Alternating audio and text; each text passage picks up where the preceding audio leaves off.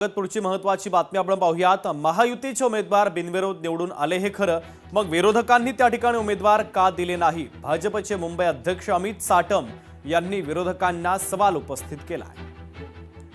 आमचं त्यांच्यावरती आक्षेप आहे की या सीटांवरती त्यांनी त्यांचे उमेदवार का उभे केले नाही, उमेदवार मागे का झाले, आणि त्यामुळे विरोधकांनी या ठिकाणी पळ काढलेला आहे आणि त्यामुळे मैदान सोडून हे विरोधक पळाले असल्यामुळे या काही जागांवरती फक्त महायुतीचेच उमेदवार शिल्लक राहिल्याने त्या ठिकाणी ते विजयी घोषित केलेले आहेत। त्यामुळे आमचा उलटा आक्षेप त्यांच्यावरती आहे की लोकशाहीचा खून त्यांनी केलेला आहे, निवडणुकीचं मैदान सोडून ते पळालेले आहेत।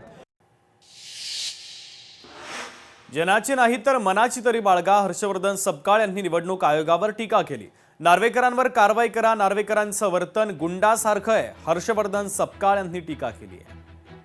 विधानसभेचे अध्यक्ष हे निवडणूक निर्णय अधिकाऱ्यांच्या नामांकन ज्या ठिकाणी भरत चाललं होतं त्या ठिकाणी न जाण्याची आवश्यकता काय? त्यामुळे एकंदरीत दमदाटी करणं असेल किंवा त्या ठिकाणी जाऊन पदाचा गैरवापर करणं असेल, उमेदवारांना अर्ज भरून देण्याच्या अनुषंगानं त्यांनी तिथे केलेली दमदाटी असेल, तिथे सदरची बाब उघडकीस साधणाऱ्या लोकांना पुन्हा तिथे दमदाटी करण्याचा जर प्रकार असेल तर हा सर्व आदर्श आचारसंहितेचा भंग आहे।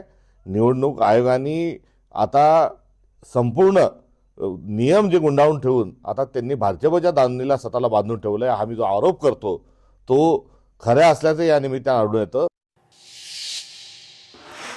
वसई विरार शहर महानगरपालिकेच्या निवडणुकीच्या रिंगणामध्ये 9 महिन्याची गर्भवती महिला उतरलेली आहे। प्रभाग क्रमांक 11 मधून भाजपच्या तिकीटवर त्या निवडणूक लढवत आहेत। या उमेदवाराचे नाव नमिता प्रितेश पवार असं आहे। तर सकाळपासून त्यांनी प्रचाराचा नारळ फोडून प्रभागामध्ये घरोघरी जाऊन मतदार सोबत संवाद साधायला सुरुवात केलेली आहे। गर्भावस्थेतील अडचणी अजूनही समाजसेवेची जिद्द आणि राजकीय सहभागाचा निर्धार दाखवत नमिता पवार निवडणुकीच्या मैदानात उतरल्यानं आता नागरिकांमध्ये सुद्धा चर्चा होते आहे।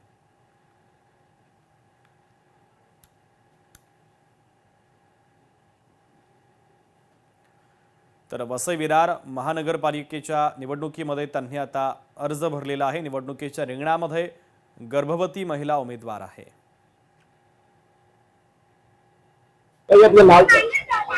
नमस्कार, मी सौ नमिता प्रितेश पवार। कोणत्या प्रभागामधून आपण उमेदवारी घेतलेला आहात आणि कशा पद्धतीने उमेदवारीच्या रिंगणामध्ये उतरलेला आहात? स्वतः तुम्ही गर्भवती आहात, लोकांपर्यंत कसं पोहोचताय, काय कोणते मुद्दे आहेत ते तुम्ही पोहोचवताय?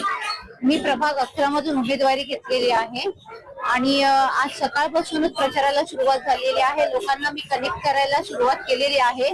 जी वसई विरार महानगरपालिकेची आजची जी अवस्था आहे, इथली जे गटार आहेत, रस्ते, इथली शिक्षण व्यवस्था, इथली आरोग्य व्यवस्था, या सगळ्या समस्या मी सामान्य नागरिक म्हणून जवळून हे केलेल्या आहेत।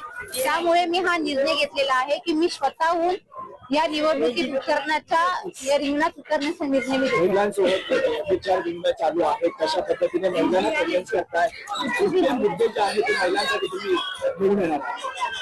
महिलांसाठी बरेचसे शिक्षणाच्या असतील, लहान मुलांपासून किंवा महिलांचे बचत गट असतील, या सगळ्या ह्याच्यात मी कार्यरत राहणार आहे। काय मतदारांना आव्हान काय असेल आपलं? मतदारांना आव्हान काय करणार? मतदारांना एवढंच आवाहन करेन की आता आपले ट्रिपल इंजिन आपल्याला करायचे आहे आणि 35 वर्षानंतर एक वेगळा विकास आणि एक वेगळा परिवर्तन आपल्याला घडून आणायचं आणि आपले जे लोकशाही मराठी ऐका, पहा, जागरूक रहा।